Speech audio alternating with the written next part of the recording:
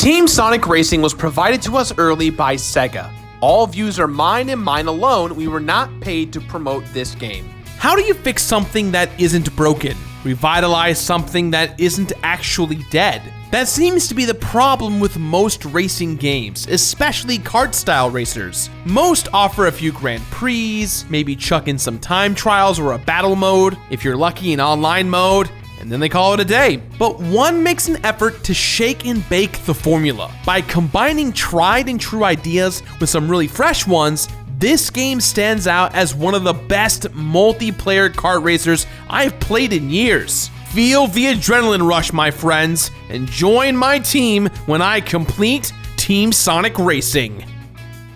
Here comes a new challenger! Yes! Danger!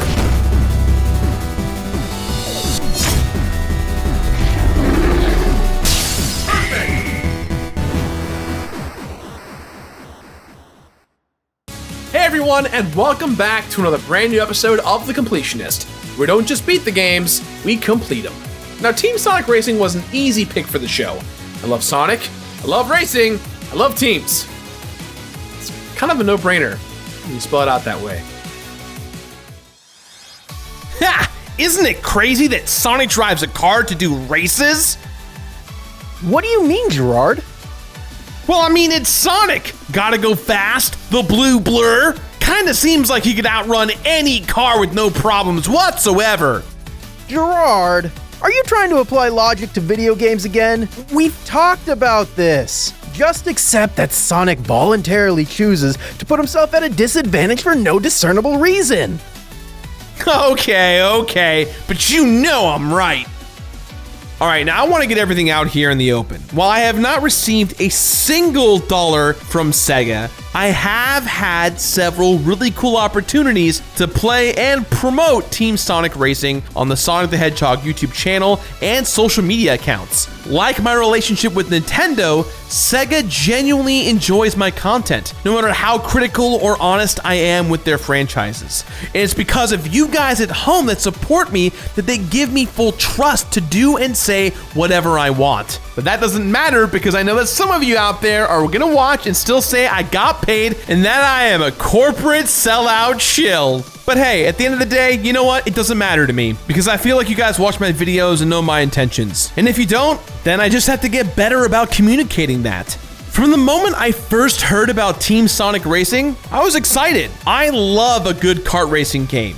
And it looked like Team Sonic Racing would be a great example of the genre. Sonic Team and Sumo Digital really wanted to capture the essence of Sonic. And with a couple of tweaks and twists, Team Sonic Racing stands out with super unique gameplay. Now, Sonic has actually been featured in several racing games, but the most recent were the sleeper hits Sonic and Sega All-Stars Racing and the even better Sonic and All-Stars Racing Transformed, developed once again by Sumo Digital and Sonic Team. It always seems like kart races are just attempts to piggyback off of the successes of games like Mario Kart, but the Sonic and Sega ones are pretty different and dare I say, better in their own ways? Team Sonic Racing feels like both a celebration and an evolution of the kart racer. Yes, there are several racers with slight mechanic differences in how they drive. Yes, there are item boxes that give you tools to mess with other racers or give yourself a boost.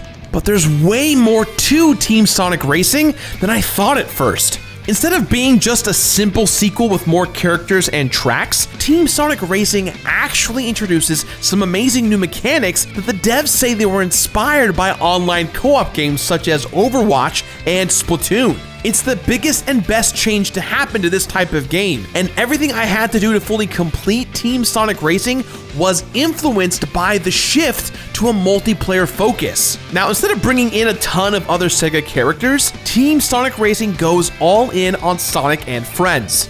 Yeah, they do attempt to weave together some weird story to justify why all these characters would be racing each other, but it's about as deep as those cup holders in a car door. Not that deep at all. The game doesn't make the story a priority because it knows why we are all here, to mainline some adrenaline. Now, I have to gush for just one moment. This game is a celebration of all things Sonic, and the soundtrack is a great example of this. Nearly every track in this game is a banger and covers music from all over Sonic's history. Jun Sonoy from Crush 40 once again worked on this game, and he had some help. A lot of great musicians were included to help Jun out, including T. Lopez and Hyper Potions of Sonic Mania fame. Producer Takeshi Iizuka's goal was to make cool music to get players totally pumped, and I really think they nailed that. Considering all of Sonic's entire history, they destroyed it. In a good way, of course. All the trappings of a traditional kart racing game are here, with an emphasis on racing as a team. When choosing a character, you can pick between a speed type, technique type, and power type driver. You can't race without a team of 3, and each team must have one racer of each type. But even technique characters like Tails or Rouge the Bat go fast, because this game is all about finding the flow and building up that speed. Drifting through turns to get a burst of speed is essential, and landing successfully after doing tricks in midair is an easy way to get another quick boost. And yeah, it wouldn't be a Sonic game if there wasn't at least some benefit to collecting rings. The more rings you collect, the faster you drive, and the more devastating it felt to get spun out and lose a bunch of them at once. Most racing games have at least 1 or 2 extra modes, usually some kind of multiplayer component, and of course, the bane of my existence, time trials. But over the 7 main chapters of story, I experienced all kinds of different modes, which were incredibly challenging, but also super fun. Of course, it isn't the Completionist unless I find something that is an absolute pain in the spikes to finish. In this case, it was those time trials. They're always stressful, and I basically have to be flawless on my execution to earn platinum medal times. So, at the end of the day, Team Sonic Racing has me revved up and good to go. It's got the always fun gameplay of my favorite kart race games, mixed with stuff I love from Sonic, like radical attitude and really killer music. I can't wait to get to racing with all my favorite Sonic characters, especially the villain from Sonic Lost World. Remember him? Anyone? Apparently you do because he's in this game, but yeah, you know what I mean. This game says everything clearly in the title. Team Sonic and Racing. I know exactly what I'm getting myself into. Yeah, and I love that this racing game makes a point of emphasizing teamwork and cooperative play. What do you say, Gerard? Can I be on your team? Alright, so I probably played 75% of Team Sonic Racing on my own, and while I really enjoyed myself, I thought it was fine. It didn't stand out to me very much. But once I cornered a few of the TOVG crew members and sat them down on the couch with me, the game became so much more fun to play. Team Sonic Racing's multiplayer is some of the best around, and I only wish I'd realized it sooner. I figured I'd be able to get through most of this game on my own, which is why I played so much by myself. If you're just trying to blast through the story mode, you can easily get by with your computer teammates. For the most part, trophy hunting with the AI wasn't terrible. However, trying to do anything beyond normal difficulty with computer players was very hard and unfun. Playing with computer players, I could still get a first place ranking personally, but this game is about team racing, and the scores are averaged. So if the rest of my team didn't do well, it reflected on all of us. I was pretty resigned to muddling through the game by myself when I realized, hey, I have to at least see if playing with real life humans makes a different experience. Since I'm forced to play with a team anyway, why not bring in real people I know and love? And friends, let me tell you, it was like a hallelujah chorus started playing at full volume when I played with actual friends. And not random people online, actual flesh and blood people sitting within punching distance. Team Sonic Racing has so many awesome tricks up its sleeve that are way easier to take advantage of with friends around. And let me tell you, it makes this whole experience that much more fun. Alright, let me break down some of the new tricks that are mixed in here. Races are won not simply by placing in first,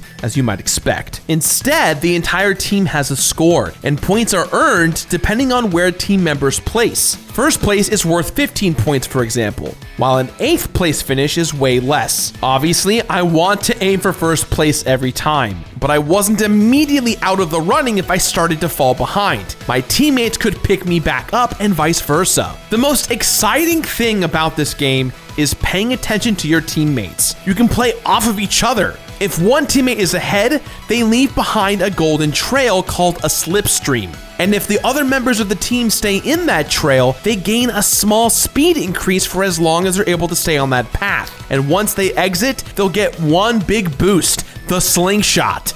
One of the most satisfying things in this game is the skim boost, which gives a teammate a boost when you drive right past them. If you're ahead of your team and you get hit with this game's equivalent of a blue shell, you'll spin out. But if a teammate zips past, you can get skim boosted, basically nullifying any negative effects. Even item handling has been remixed with cooperation in mind. Driving through an item box rewards players with different wisps, which are the beings that you might remember from Sonic Colors. In this game, the wisps are pretty much weapons. Some are homing projectiles that will cause other racers to spin out. Some might blast forward and bounce off of walls. And some might appear behind you as blocks that will ruin an enemy's day if they drive into it. Okay, so it's just red shells, green shells, and upside down item boxes. Yes, everyone owes a debt to Mario Kart. Even though not every item is original, the way players interact with them is. Driving through a box, you'll likely obtain just one item. However, you can pass the item along to a teammate, and if they pick it up, there's a chance that the item will triple or even turn into something else entirely. So instead of one white boosty, I can pass it to a teammate and they'll get 3 white boosties, or even 3 homing missiles. That's triple the firepower. All right, so I never really had to take advantage of this mechanic when I was playing through the tutorial-ish adventure mode. But on higher difficulties and certain challenges, passing along these items like they were hot potatoes became absolutely necessary. The best tactic I found was that if I had 3 homing wisps, I could use 2 of them, but still pass along a third to a teammate, basically ensuring that as a team, we had nearly unlimited ammo. Doing these cooperative actions is useful beyond team building exercises. Successfully picking up a teammate's passed item, or slingshotting around, or skim boosting builds up your individual ultimate meter. Once full, you can activate an insanely fast boost as well as invincibility. Building up and activating said ultimate meter 2 or 3 times during a race is crucial on higher difficulties. Team Sonic Racing is like the Mr. Rogers neighborhood of kart racers. The more everyone supports each other, the better you do. There are even great musical Easter eggs tied to this power. Once you activate a character's ultimate, the music will briefly play a theme from another Sonic game that character appeared in. I think it's awesome how hard Team Sonic Racing leans into the team aspect. It takes the game up from speedier Mario Kart knockoff to something else entirely. And playing it couch co-op style or online with a friend was really eye-opening. Sometimes it's okay to ask for help. I gotta say, completing Team Sonic Racing with you guys has been a lot of fun. Totally agree. Thanks for having us along. Yeah, Gerard, always happy to help. And these extra modes are really cool. For sure, and way more fun and strategic with a couple of buddies. Hey guys, I'm pretty good at Mario Kart. Can I help? Sorry, Bradley, not playing Mario Kart. Bye. I also don't like Bradley. This game totally won me over with the team-based gameplay, but the extra modes are what really pushed it over the edge for me. Instead of just a pure kart racer, the extra modes turned it into a party game with some puzzle elements. Team Sonic Racing has some of the best extra modes I've ever seen in a racing game. Right off the bat, Team Sonic Racing started throwing curveballs at me. Even in the very first chapter of the game, I came across tracks that asked more of me than just getting a team racing victory. I had to do drifting challenges, target practice, traffic avoidance, and even wholesale robot destruction to unlock everything in the game. So even though these modes take place on the tracks that are also used for the Grand Prix races, they give the game a totally different feel. I had to completely adjust my playstyle depending on the type of challenge in front of me. This also totally impacted how my teammates and I would play too. I was blown away by how much variety was added to this game by these challenges. And the challenges are interesting and rewarding to complete. Platinum medals are the most difficult to earn on any given challenge, usually requiring the player to hit a really high point total score. But by using the team mechanics to my advantage, some of these challenges were no sweat at all. Each and every challenge made me a better racer in general, since I was secretly learning skills that were crucial to higher difficulty levels. They're the fun kind of hard, like working out with a friend or sneaking medicine to your pet in a piece of meat.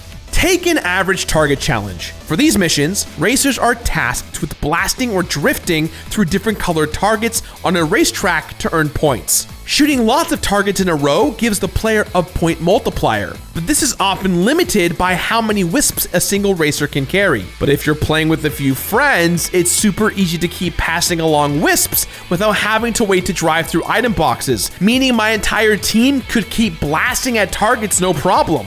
Almost every track has a key challenge as well, with specific criteria like use 36 wisps, don't spin out, or wipe out rivals 5 times or more. But when it came to playing with my team, keeping track of this kind of stuff was a cinch. Even hunting for trophies in this game became easier once I was fully taking advantage of the multiplayer. There's a specific achievement for spinning out Sonic while playing as Eggman, which is way easier to pull off when you can sit next to a Ted and ask him to kindly submit to my rockets instead of having to battle randos online or wait for a computer opponent to get in my way. Each trophy and challenge became a mini puzzle for me to solve and wrap my mind around, and it was always easier for me to bounce ideas off of someone in the room with me rather than beat my head against a wall by myself. It was incredibly fun to overcome all these different challenges and modes, and accomplishing them alongside some of my favorite people in the office was even better.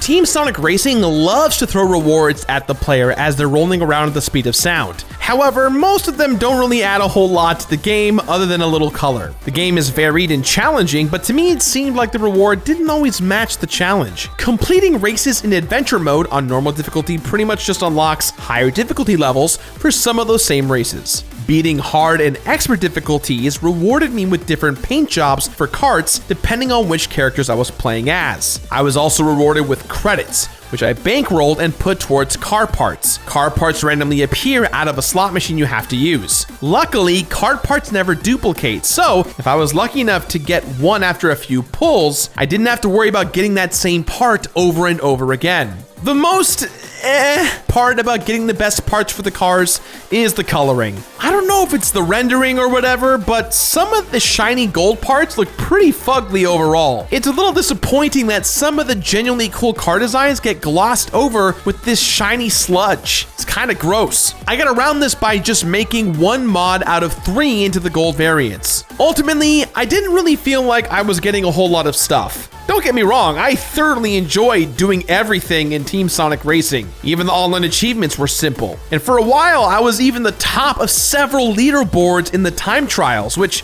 never happens, and I just want to take that in for a good few seconds and they're gone. Regarding time trials, really difficult, but with a few great improvements. Some tracks were easy, but some I kept missing the target time by tenths of a second, which was incredibly discouraging. One great tweak to the time trials was that if you don't make the time, you don't have to restart the whole level. I could just complete the lap and start over again. Unfortunately, obtaining platinum medals for each time trial really wasn't worth anything at all for me, and I didn't even get anything for completing them since none of the time trials are even tied to any trophies in the game. Now, I completed Team Sonic Racing. There were 7 story chapters completed, taking the entire Sonic cast to locations from all over Sonic's big history. 5 teams of playable characters, including some of my favorites like Knuckles and Blaze. 142 stars and 47 keys earned, the best of which felt like little puzzles to be mastered. 98 hours of total playtime, the most spent grinding out myself trying to beat all the damn time trials. And one rad new racing team, the TOVG crew. And I didn't invite Bradley because he only plays Mario Kart mostly. Team Sonic Racing is just flat out awesome. It started off as a pretty fun racing game with a couple of neat ideas. But once I mastered the cooperative multiplayer aspects, the strategy skyrocketed for me. It's an incredibly fun couch co-op game, and you can even play online with your friends in the campaign or versus modes. The trophies and in-game achievements weren't that tough to handle, which can sometimes be a problem in the racing genre, especially when you deal with things like time trials and online ranking. In the racing genre, however, I feel like the rewards could have been a little more concrete overall, especially after executing so many time trials to perfection. So, with that in mind, guys, I give this game my completionist rating of finish it.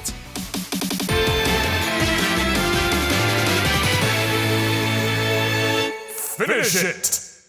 That's all the time we have for today, guys, so please, as always, let me know what you thought about today's episode somewhere on the internet.